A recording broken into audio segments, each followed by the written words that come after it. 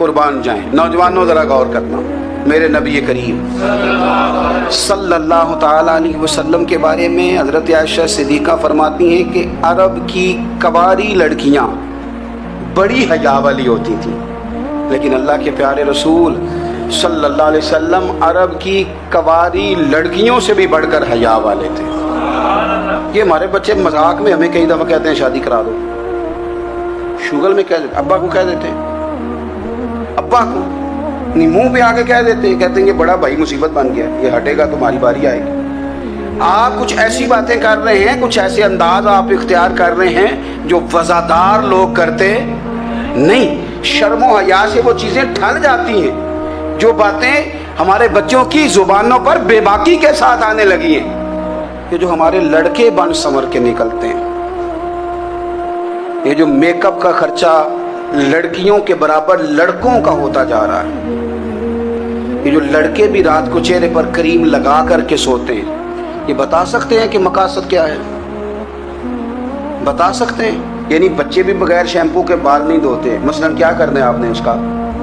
بڑی بڑی قیمتی چیزیں جو ہیں وہ آپ نے رکھی ہوئی ہیں، مقصد کیا ہے؟ یہ جو ہمارے بچے بن سنور کے نکل رہے ہیں تو کیا دعوت دے رہے ہیں سوسائٹی کو؟ شارٹ نکرے پہن کے جو نکلے ہوئے ہیں، اوریاں لباس پہن کے نکلے ہوئے ہیں۔ اقبال نے کہا تھا دیار مشرق حوث میں غلطاں، شباب اوریاں شراب عیسیاں، جسے بھی دیکھو غریق عیسیاں۔ ہم ایسی تہذیب کیا کریں گے؟ شباب اوریاں، تم نے اپنی جوانی ننگی کر ڈالی ہے ساری، معاذ اللہ۔ کن مقاصد کے لیے؟ میں وہ اعداد و شمار بتا نہیں سکتا۔ ہمارے ہاں گاند سستا ہو گیا ہے، لوگوں نے گناہ تک پہنچنا آسان بنا دیا ہے۔ آپ دیکھ لیں گندگی دروازے پہ اور گند موبائل میں، کیسے بچائیں ان بچوں کو؟ کیا کریں؟ کلیجے پھٹتے ہیں۔ کبھی باتیں سوچتے ہیں تو سوچتے ہیں آنے والی نسل کو کہاں لے جائیں، کہاں چھپائیں، کیا ایسا کریں کہ یہ بچ جائیں۔ خدا را قربان جائیں حضرت عثمان غنی پر۔ مصنف ابن ابی شیبہ میں صحابہ فرماتے ہیں حضرت عثمان غنی نہ بڑے مالدار تھے۔ مال آتا ہے تو لوگ عیاش نہیں ہو جاتے، مال آتا ہے تو لوگوں کی خواہشات بہت بڑھ نہیں جاتی۔ بڑے مالدار تھے، مالدار بھی تھے اور سونے بھی بڑے تھے۔ حضرت اسامہ بن زید کہتے ہیں میں نے زندگی میں اتنا سونا بندہ نہیں دیکھا جتنے حضرت عثمان غنی خوبصورت تھے، پیسہ بھی حسن بھی۔ لیکن فرماتے ہیں کہ حضرت عثمان غنی سب سے بڑھ کر اپنی شرمگاہ کی حفاظت کرنے والے اور سب سے بڑھ کر صلہ رحمی کرنے والے، رشتہ داروں سے اچھا سلوک کرنے والے، حیا والے، شرم والے، پاکیزگی والے۔ آپ کا ذہن ہے، آپ صبح اٹھتے ہی ذہن بنا لیں کہ میں نے آج اتنا سبق پڑھنا ہے، آج اتنی تفسیر دیکھنی ہے، اتنی عبادت کرنی ہے، فلانی نعت میں نے دیکھنی ہے، فلاں خیر کا کام کرنا ہے، فلاں آدمی کے ساتھ نیکی کرنی ہے۔ صبح ذہن بنا لیں، آپ کا ذہن وہی کام کرنے لگے گا۔ لیکن اگر صبح اٹھتے ہی ذہن میں گندگی ہے، رات کو سوتے ہی معاذ اللہ ذہن میں وسوسے ہیں، تو پھر سارا دن وہی چکی چلے گی، وہی انداز رہے گا۔ تھوڑا سا آپ کو اس کی نگرانی کرنی ہے، تھوڑا سا۔ فحاشی، عریانی یہ تیزی سے پھیل رہی ہے، تیزی سے گندگی لوگ کشید کر کے لاتے ہیں۔ اور حیا کا مطلب صرف اتنا ہی نہیں ہے آپ زنا اور بدکاری سے بچیں، آپ اپنی زبان کو بھی حیا والا بنائیں۔ کوئی کچا کمزور جملہ، گندی بات، گالی کبھی بھی زبان پہ نہ آئے، آپ کا انداز حیا والا ہو۔ بے باک ہو جانا، بے باک بولنا، میں باریکی سے اس بات کو سمجھتا ہوں اور میں آپ کو بہت ساری بزرگوں کے ارشادات کا نچوڑ عرض کرنے لگا ہوں۔ آپ اپنا ذہن صاف کر لیں، آپ کے بہت سارے کام ویسے صحیح ہو جائیں گے، کیونکہ ہمارے دین کے اندر زیادہ اجر نیتوں اور ارادوں پہ ملتا ہے۔ آپ کے جو اندر کی پاکیزگی ہے وہ بہت سارا فضل لاتی ہے اللہ کا، اور اگر دل ہی ناپاک ہو، ذہن ہی ناپاک ہو، تو وہ خیر کی چیزیں کس طرح کر کے داخل ہوں گی؟ نوجوان میری بات پر توجہ کریں۔ فرمایا وہ لوگ جو اپنی شرمگاہ کی والذین ہم لفروجہم حافظون، وہ لوگ جو اپنی شرمگاہ کی حفاظت کرتے ہیں۔ حضور غوث پاک رضی اللہ تعالیٰ عنہ فرمایا کرتے تھے دو چیزیں انسان اپنی سنبھال لینا، ایک پیٹ اور ایک شرمگاہ، تو فرماتے تھے ولایت اس کے بڑی قریب آ جاتی ہے۔ ہم نہ ان لذات میں الجھ جاتے ہیں۔ سیانے سیانے بندے روٹی کمر سیدھی کرنے کے لیے کھانی چاہیے، زبان کے ذائقے کے لیے نہیں کھانی چاہیے۔ یہ زبان کا ذائقہ لگ جائے یہ کہیں کا نہیں چھوڑتا انسان۔ اپنی شرمگاہ کی جو لوگ حفاظت کر لیتے ہیں، کوئی بڑے سے بڑا گناہ کرنے سے بھی بندہ کافر نہیں ہوتا، بندہ کفر کرنے سے کافر ہوتا ہے۔ گناہ بڑے سے بڑا کرنے والا بھی گناہ گار ہے، کافر نہیں۔ لیکن بعض گناہ ایسے ہیں جو جس وقت بندہ کر رہا ہوتا ہے اس وقت وہ مومن نہیں ہوتا۔ میرے نبی کریم صلی اللہ تعالیٰ علیہ وسلم نے فرمایا جب کوئی شرابی شراب پیتا ہے اس وقت مومن نہیں ہوتا، جب کوئی چور چوری کرتا ہے تو اس وقت مومن نہیں ہوتا، اور جب کوئی زانی زنا کرتا ہے تو تب وہ مومن نہیں ہوتا۔ اتنی دیر کے لیے اس کے دل سے ایمان نکال لیا جاتا ہے۔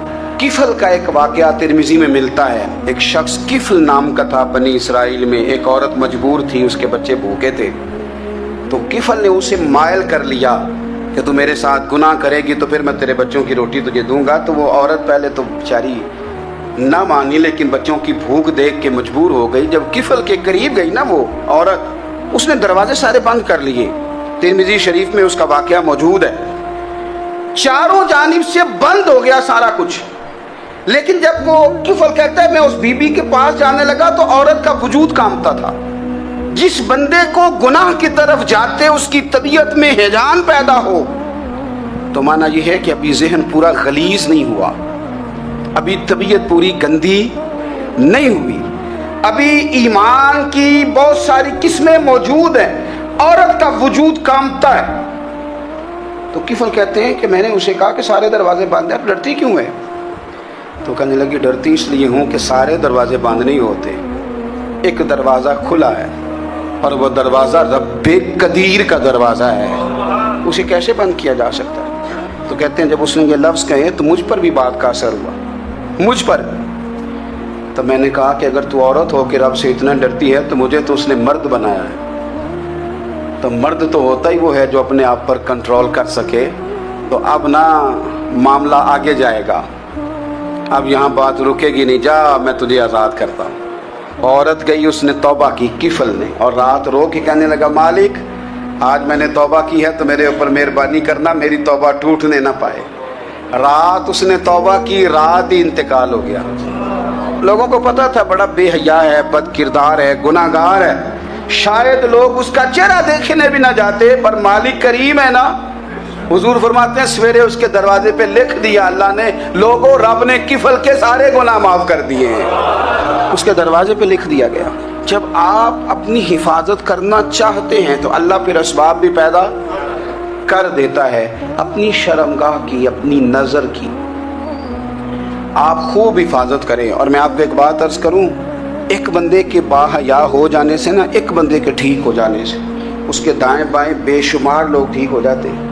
نہ چاہتے ہوئے بھی آپ کی نیکی کا اثر آپ کے دوستوں پہ پڑتا ہے، نہ چاہتے ہوئے۔ اور ایک بندے کے بگڑ جانے سے اس کے دائیں بائیں بہت سارے لوگ بگڑ جاتے ہیں، بہت سارے لوگ بگڑ جاتے ہیں۔ آپ اگر اپنے لب و لہجے پر یہ پابندی لگا سکیں اور اپنے آپ کو اگر آپ سنبھال سکیں تو پھر یاد رکھیے گا بڑی ساری چیزیں بہتر ہو جائیں گی۔ اپنی شرمگاہ کی حفاظت کرنے والے الا علی ازواجہم، مگر یہ کہ اپنی بیویوں پر، او ما ملکت ایمانہم، یا اپنی شرعی باندیوں پر۔ اس زمانے میں جو لونڈی خریدی جاتی تھی اس سے بھی وطی کرنا جائز تھا، اگرچہ اب لونڈیاں موجود نہیں ہیں تو یہ فعل بھی موجود نہیں، سوائے اپنی بیویوں پر یا شرعی باندیوں پر۔ فإنہم غیر ملومین، فرمایا جو یہ کام کرے اس پر کوئی ملامت نہیں ہے، اپنی بیوی کے پاس شرعی طریقے سے جائے یا باندی کے پاس جائے۔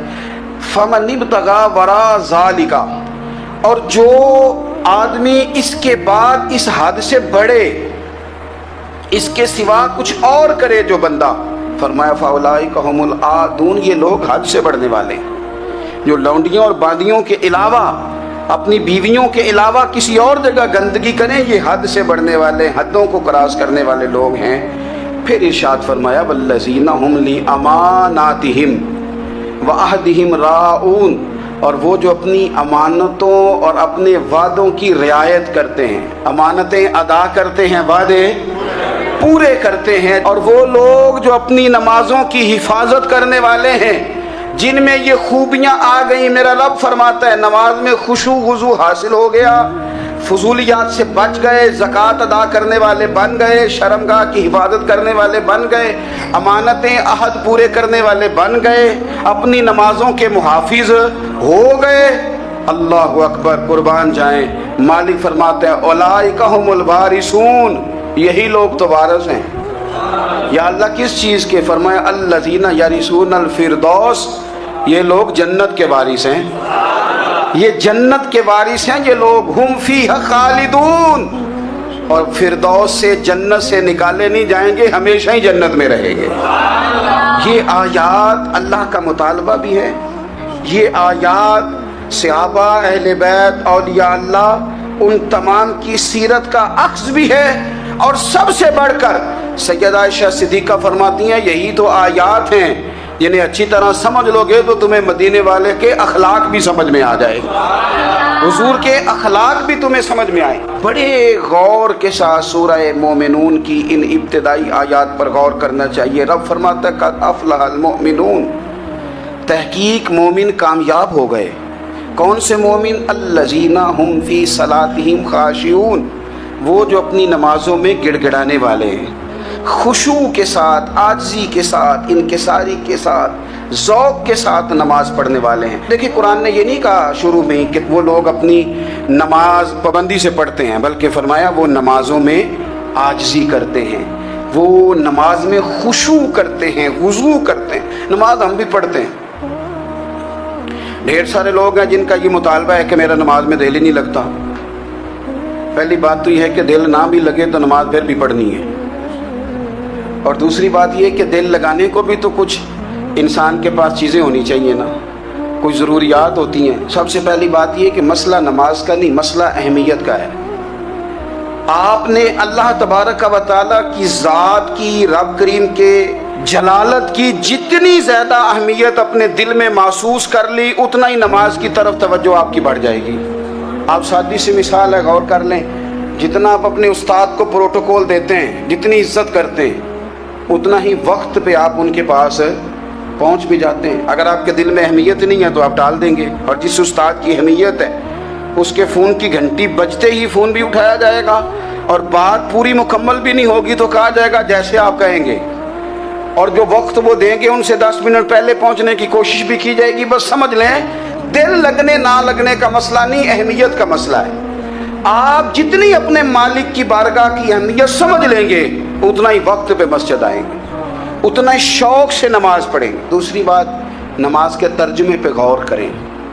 आप यकीन करें, अगर नमाज का तर्जुमा हमें आ जाए ना, तो हमें तो यूँ लगे कि हम तो अपने मालिक की बारगाह में अर्ज़ो मारूज़ करने हाजिर हुए हैं। ये सूरह फातिहा ही देख लें आप।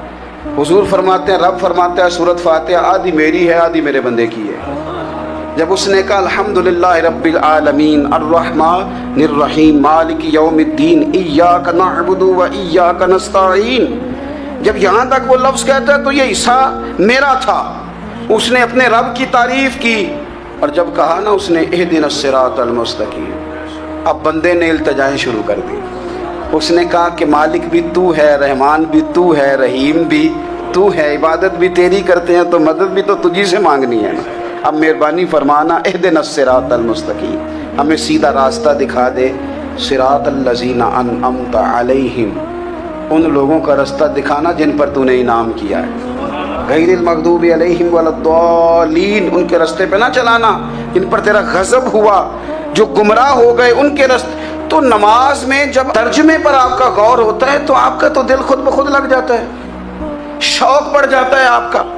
तो इतनी चीज़ें हम ज़िंदगी में याद करते हैं, तो अगर तर्जुमा भी नमाज का याद कर लें और फिर शौक़ से पढ़ें तो आप यकीन करें तबीयत खिंची चली आएगी। हमारे यहाँ कुछ लोग नमाज पढ़ते हैं पर बड़ी लापरवाही से पढ़ते हैं, कभी इधर देखते हैं, कभी उधर देखते हैं, कभी बाल सहलाते हैं। वो मैंने देखा है सजदे जा रहे हैं तो सियाने सियाने बंदे कभी कपड़े को छेड़ रहे हैं, कभी जगह को छेड़ रहे हैं। मेरे नबी करीम सल्लल्लाहु ताला अलैहि वसल्लम ने फरमाया उन लोगों का क्या हाल है जो अपनी नमाज में नज़रें आसमान की तरफ उठाते हैं, रुकू से उठे तो ऊपर देखना शुरू कर दिया।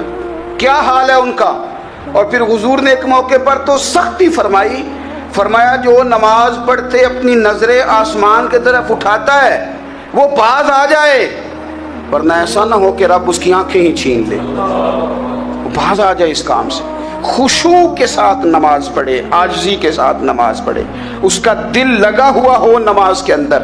میرے نبی پاک صلی اللہ تعالیٰ علیہ وآلہ وسلم کے غلام حضرت انس بن مالک رضی اللہ تعالیٰ عنہ فرماتے ہیں کہ رسول پاک صلی اللہ علیہ وسلم نے مجھ سے فرمایا تھا کہ بیٹے نماز میں ادھر ادھر دیکھنے سے بچو، کیونکہ فرمایا نماز میں ادھر ادھر توجہ کرنا یہ بندے کو ہلاک کر دیتا ہے، ہلاکت ہے اس میں اگر تم نے ادھر ادھر توجہ ہوگی۔ نماز تم مالک کی بارگاہ میں کھڑے ہو اور تم دیکھ ادھر ادھر رہے ہو، تو ایک تو نماز عاجزی کے ساتھ، پھر فرمایا والذین ہم عن اللغو معرضون، وہ لوگ جو فضول باتوں سے، لغویات سے اپنا منہ پھیر لیتے ہیں، فضولیات سے۔ ہمارے ہاں نا بہت سارے لوگ ایسے ہیں جو بلا وجہ ان چیزوں میں دلچسپی لیتے ہیں جو ان کے مطلب کی نہیں ہے، ان کے مطلب کی مطلب آپ کسی سے ملنے کہتے ہیں کیا حال ہے، ٹھیک ہے جی، بچوں کا کیا حال ہے، ٹھیک ہے، بچے کتنے ہیں؟ تو بھئی آپ کو جب پتہ ہی نہیں تھا کتنے ہیں تو حال کیوں پوچھا آپ نے؟ آپ کرتے کیا ہیں؟ آپ کا بڑا بھائی کیا کرتا ہے، چھوٹا بھائی کیا کرتا ہے، ابا جی کیا کرتے ہیں؟ بھئی آپ کے مطلب کی بات نہیں، آپ مطلب کی مقصد کی بات کریں، بے مقصد باتوں میں الجھنے کی ضرورت نہیں ہے۔ دیکھیں اپنا ادارہ میں چلاتا ہوں، اپنا گھر آپ چلاتے ہیں، اپنی ڈیوٹی آپ کرتے ہیں، آپ کو زیادہ بہتر پتہ ہے کہ آپ اپنا گھر کیسے چلا رہے ہیں، مجھے زیادہ بہتر پتہ ہے کہ میں مدرسہ مسجد، مجھے زیادہ بہتر پتہ ہے اس کے اندر کون سی اصطلاح کس طرح کرنی ہے، یہ مجھ سے زیادہ بہتر کوئی بندہ جانتا نہیں۔ اب ہم کیا کرتے ہیں، جب ہم دوسرے کے کام میں مداخلت کرتے ہیں تو دو نقصان ہوتے ہیں، ایک تو اس کے ساتھ ہمارا رائے کا اختلاف ہو جاتا ہے، اور دوسرا ہمارے اپنے بہت سارے کام رہ جاتے ہیں، کیونکہ ہماری توجہ ہی دوسرے کی جانب تھی، اپنے بڑے سارے کام رہ جاتے ہیں۔ اس لیے بہت ساری ایسی چیزیں ہیں جن میں بلا وجہ کوئی مقصد نہیں۔ ہم پرانے لوگوں سے باتیں سنا کرتے تھے، ہمارے بزرگ کہا کرتے تھے جڑے پنڈ جانا نہیں، جڑے پنڈ جانا نہیں ہوتا راہ پوچھنے دی کی لو۔ لغویات میں نہ الجھے، فضولیات میں نہ الجھے، یعنی ٹو میں رہنا، ٹو میں۔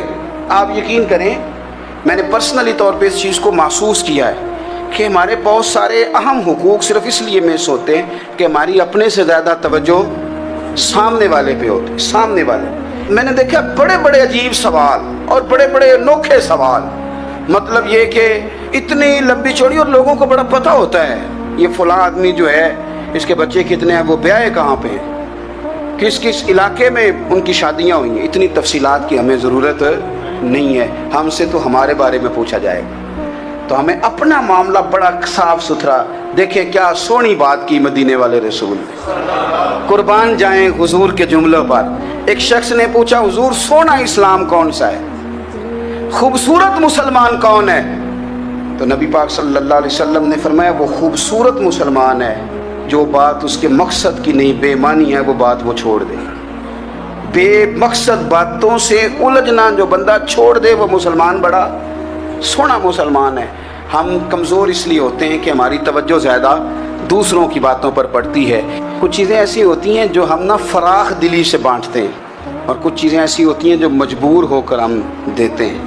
کئی دفعہ ایسا ہوتا ہے کہ سامنے والا کچھ زیادہ تکلیف میں ہوتا ہے اور ہمارے پاس بھی وسعت نہیں ہوتی، لیکن زیادہ اجر اسی بندے کو ملتا ہے جو تھوڑی تکلیف برداشت کرے اور سامنے والے کی تکلیف کو دور کرے۔